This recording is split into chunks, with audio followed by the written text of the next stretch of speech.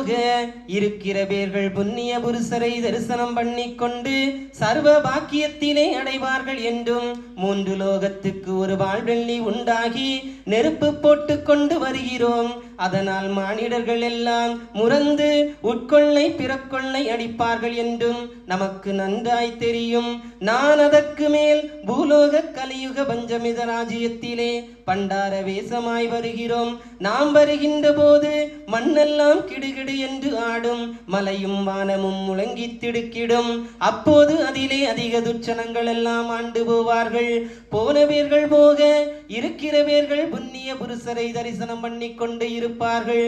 மந்திர தந்திர வைத்தியங்கள் எல்லாம் அறிந்து போய்விடும். வாதை பேய்கள் எல்லாம் வட கைலாசத்திலே போய் சட்டு தீர்ந்து போவார்கள். 7 சமுத்திரத்திலே 3 சமுத்திரம் நீர் உள்வாங்கி போய்விடும். ஒரு சேவை விபூதி 6 சக்கரத்திற்கு விற்கவும், ஒரு லிங்கம் 3 வராகனுக்கு விற்கவும், ஒரு களஞ்சி சலமெடுக்கவும், 2 நாளிகை வழிகள் தோறும் ஒரு தண்ணீர் பந்தலும், 3 நாளிகை வழி